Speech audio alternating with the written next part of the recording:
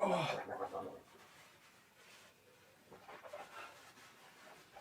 Oh.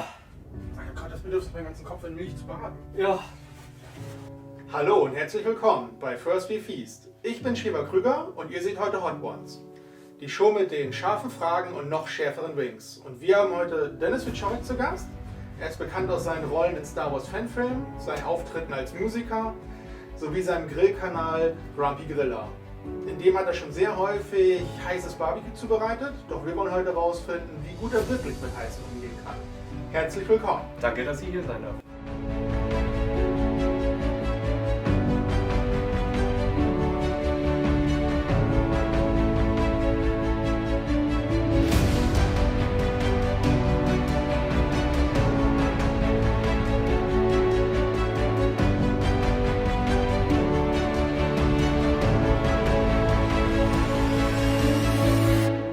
Wie sieht's aus mit scharfem Essen? Auch ich würde sagen, eigentlich ganz gut. Ich hatte mal vor längerer Zeit mit einem sehr guten Freund so eine Art Training durchlaufen. Da war meine Toleranzgrenze recht weit oben, würde ich sagen. Das ist allerdings schon ein paar Jahre her. Deshalb ist das jetzt gesunken über die Jahre und vielleicht noch hier. Aber ich denke immer noch sehr gut insgesamt. Das klingt interessant. Dann bin ich mal gespannt, wie weit du heute kommst. Denn wir haben hier 10 Soßen vorbereitet, der Schärfe nach aufsteigend. Okay. Von angenehm lecker bis sehr scharf und zuweilen auch unerträglich. Okay. Also bin gespannt, wie weit du heute kommst. Ja, ich auch. Wenn du Lust hast, können wir gleich mit dem ersten anfangen. Ja, gerne. Ich habe Hunger mitgebracht.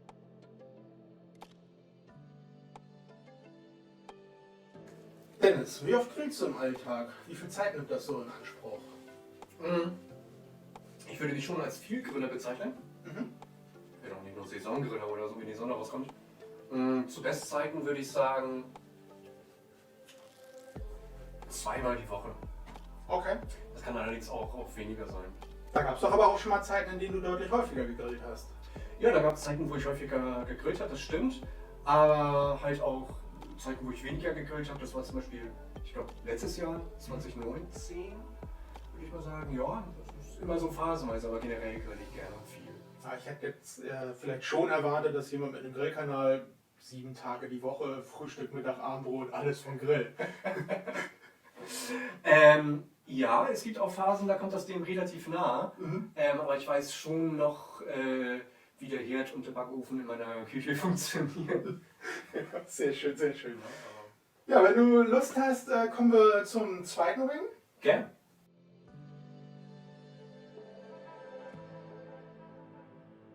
Du sprachst gerade davon, dass du deine Rezeptideen auch von anderen YouTube-Grillkanälen nimmst, dich dann inspirieren lässt.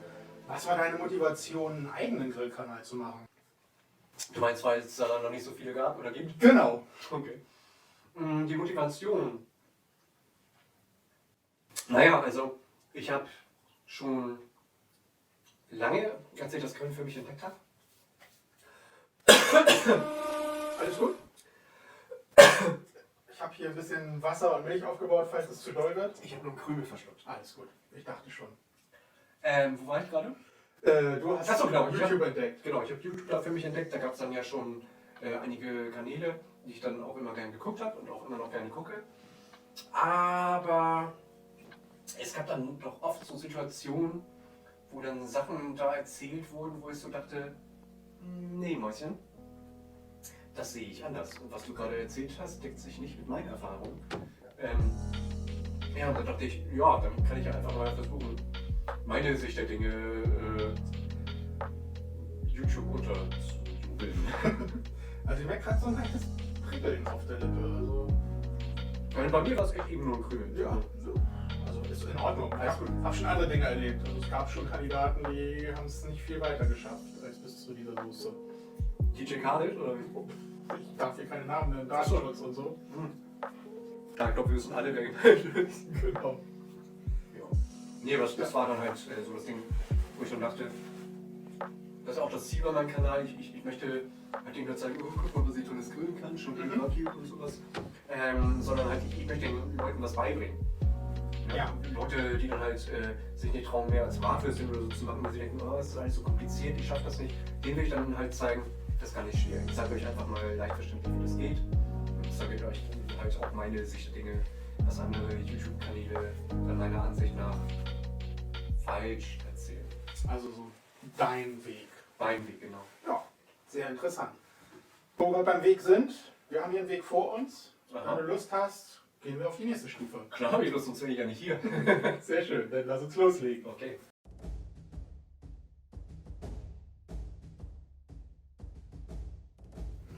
Schön viel Soße.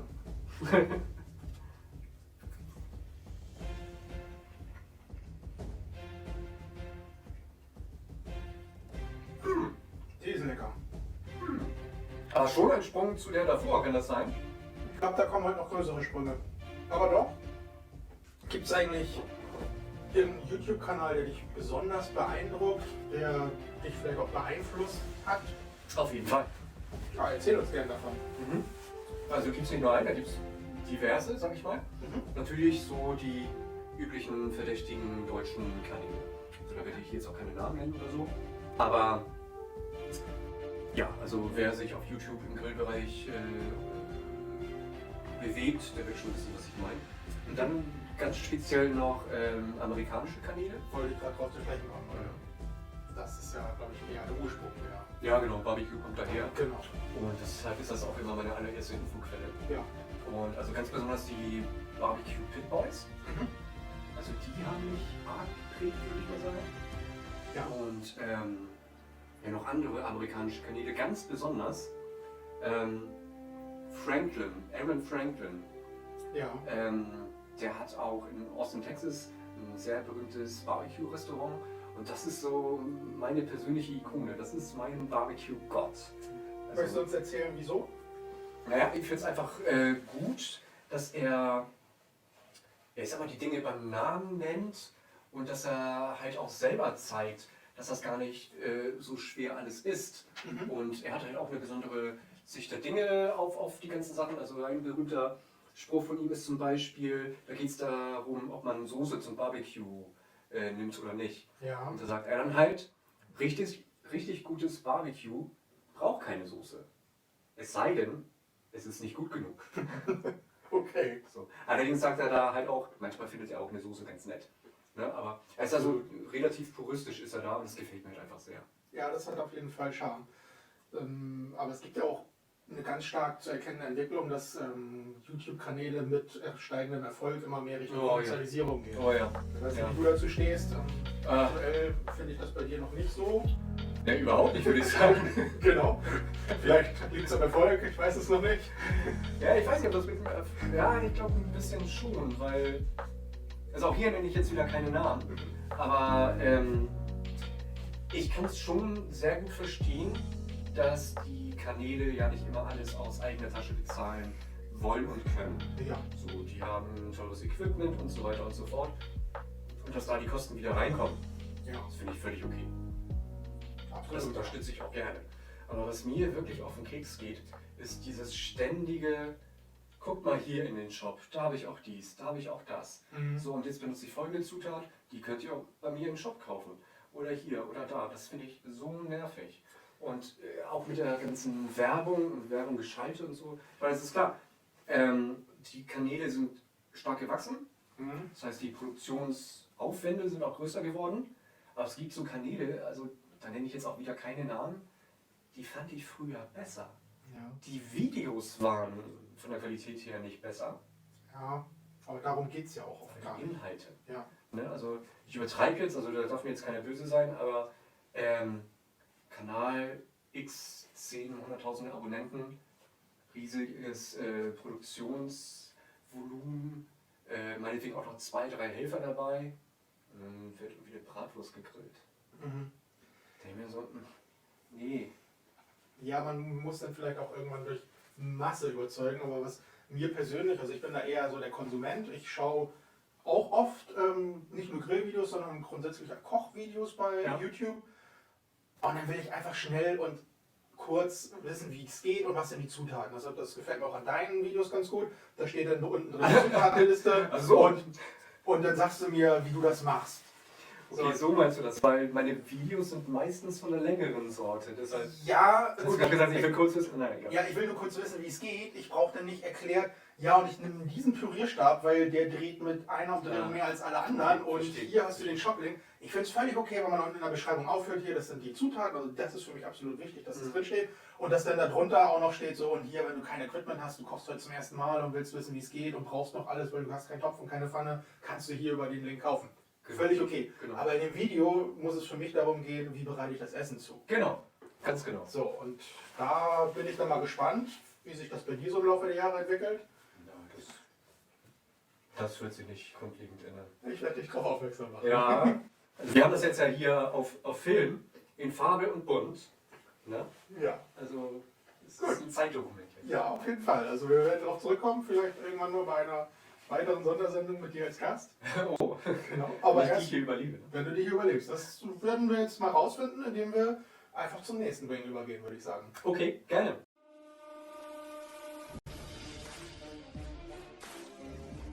Los Calientes. Hier schön fruchtig.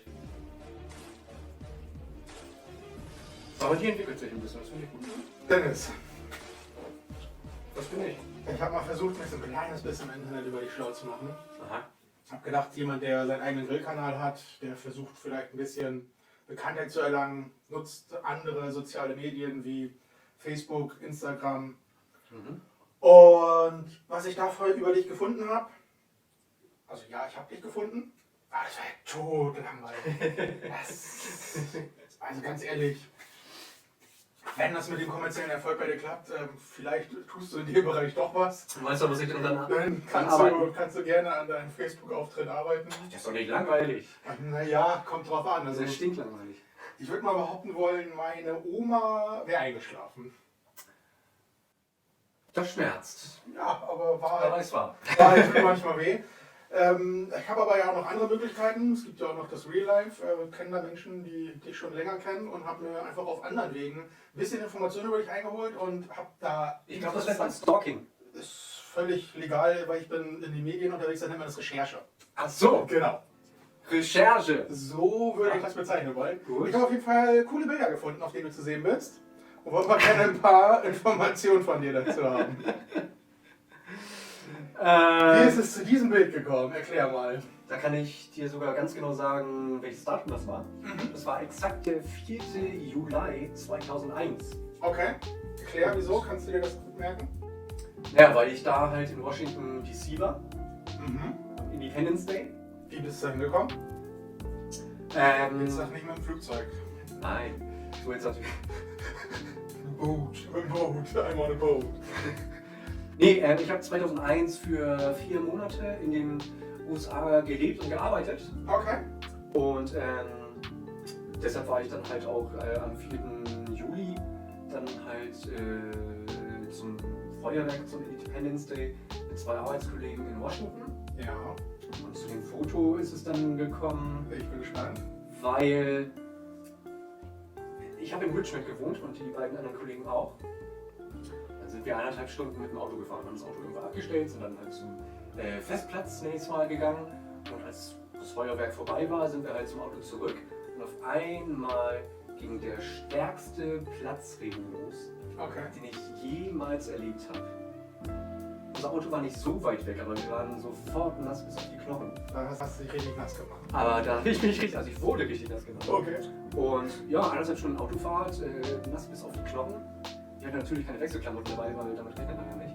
Und ich wollte die Rückbank halt nicht ruinieren. Also habe ich mich dann da auf der Straße ausgezogen und hatte als Bedeckung unten dann Papier, eine Einkaufstüte. Okay. Aber ich habe die ganze Zeit geguckt, als ich das gemacht habe, ob die Cops kommen. Ja, da wäre ich auch vorsichtig in den USA. Ja, ist keiner gekommen. Ja, aber da war ich jetzt 2001 4 Monate in den USA.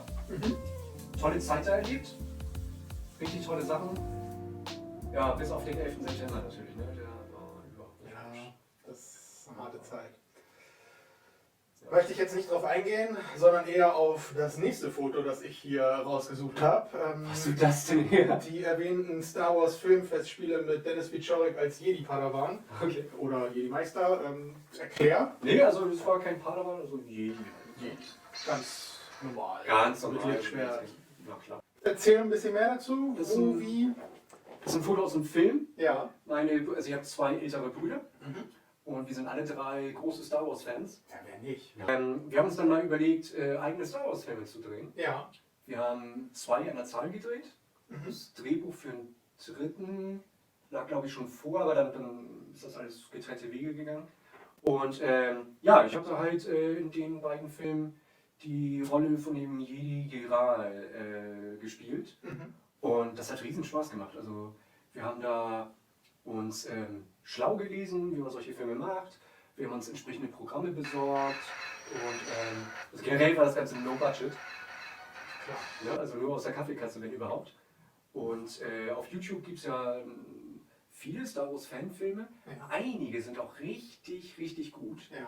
Und andere nicht so. Das sind auch so No-Budget-Filme. Aber wenn wir uns die angucken, dann denken wir uns so wie 3 Brüder, ach, so schlecht waren wir gar nicht. Das heißt aber, also du siehst ein bisschen jünger aus auf dem Bild, du hast schon recht früh Erfahrung mit Kamera, Schnitttechniken, Medien gemacht. Du benutzt heute auch diverse Programme für deine Videos. Was benutzt du da für Programme? Zum Schneiden benutze ich Adobe Premiere. Da hatte ich dann damals auch schon für die Filme Erfahrung gesammelt. Okay. Ja. Und als Equipment habe ich, also ich arbeite mit 2 Kameras. Beide sind von Canon, eine EOS 200D und eine 750D. Das sind digitale Spiegelreflexkameras. Ja. Die leisten sehr, sehr gute Dienste. Dann habe ich 2 Mikros, ein Rode Video Micro, das ist ein günstiges kleines Shotgun-Mikro, und ein Rode Stereo Video Micro, das habe ich seit kurzem dann irgendwie. Ja. Das ist halt so das Equipment, was ich benutze. Also Das Equipment, was man im No-Budget-Bereich noch verwenden kann. naja, also das ist schon ein bisschen mehr Budget. Also wir hatten da aber, nee, also mit meinen Brüdern, wir hatten dann schon privat irgendwelche Kameras. Ja. Aber generell, also Greenscreen-Aufnahmen haben wir auch gemacht, Okay. mit grünen Bettlaken. Ja, und man muss sich irgendwie zu helfen wissen. Genau. Aber das ist interessant. Das hat richtig Spaß gemacht. Du hast aber anscheinend nicht nur Auftritte dort gehabt, ich hatte es eingangs auch schon erwähnt, Musiker, ich habe ja noch aus Bandzeiten ein Bild von dir gefunden. Du alter Stalker! Sieht so ein bisschen für mich nach Rockmusik aus, wenn ich mir so das T-Shirt und die E-Gitarre anschaue. Genau zu sein war das Metal. Das ist genau. Das ist die allererste Band mit Schulfreunden. Erzähl ein bisschen mehr. Wie hieß die Band? Was habt ihr für Musik gemacht? Die Band hieß Stillborn Okay. und wir haben Metal gemacht. Unser großes Vorbild, unsere große Inspiration war Metallica, weil wir das halt auch selber gern gehört haben. Und ja, wie alt bin ich auf dem Foto? Ich weiß nicht, 17, 18, irgendwie so. Siehst aus wie heute, nur ohne Bart. Ja, ein bisschen. Naja, Haarfalten sind dazu naja. gekommen. Also ich werde Ende des Monats 41, ne? Das ist, so. Also ist schon dein halbes Leben her. Das ist schon länger her. Ja, nicht schlecht. Aber Metallica, Metal, das ist so auch die Musik, die du heute noch hörst? Oder? Genau. Ja. Also ja, gerade Metallica höre ich sehr, sehr gerne, aber auch New Metal, so wie Korn, finde ich sehr, sehr gut. Absolut unpassend dazu höre ich auch gerne norddeutschen Hip-Hop, Okay. so wie Fettes Brot. Wollte ich gerade fragen, ja. Aus Hamburg, dann. Genau. Ja. Also das höre ich auch sehr, sehr gerne. Da kann ich auch die Texte sehr gut. Damit gehe ich öfter mal für irgendwelchen Feiern Freunden auf den Keks. Aber auch Grunge in Form von Soundgarden steht bei mir ganz hoch im Kurs. Okay. Ganz Oh ja. besonders wegen Chris Cornell. Richtig geiler Musiker. Ja. Ja. Rest in Peace.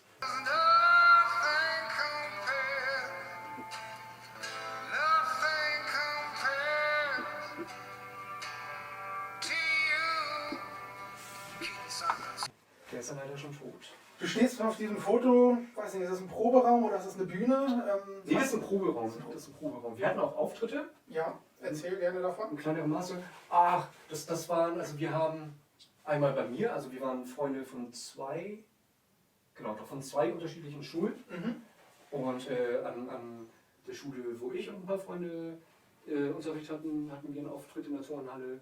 Dann bei den anderen in der Schule. Dann hatten wir in einem kleinen alternativen Club in der Nähe hatten wir einen Auftritt. Und noch so ein, zwei, drei kleinere Sachen dann irgendwie. Irgendwelche Highlights, an die du dich bis heute erinnerst, positiv, negativ, was ist dir aus diesen Auftritten hängen geblieben? Oh, dieser Auftritt in diesem alternativen Café, den ich erwähnt hatte, der war 1998. Ja. Der war 1998 und das war richtig, richtig heiß. Und wir haben da halt in diesem kleinen Kabuff da gespielt, der auch als Café fungiert hat. Und also uns lief der Schweiß nur so runter. Wir natürlich auch, weil wir natürlich richtig Show gemacht haben und die Menge hat gefeiert und so. Die Menge. Okay. Naja, also eigentlich, um ehrlich zu sein, wir waren echt nicht gut. Okay. Wir waren echt nicht gut. Aber wir hatten viel Spaß. Das ist das Wichtigste. Und wir hatten Leute, die uns gut fanden.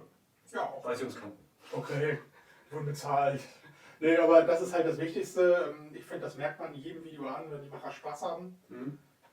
Und ich würde einfach vorschlagen, lass uns da noch ein bisschen Spaß haben. Wir haben ja noch ein paar Schritte vor uns heute. Okay. Da kommt jetzt wirklich noch Spaß? Also mir macht's Spaß. Ich bin gespannt, wie es dir gleich geht. Wir sprechen uns später. Alles klar, dann lass uns mal den nächsten essen. Cool.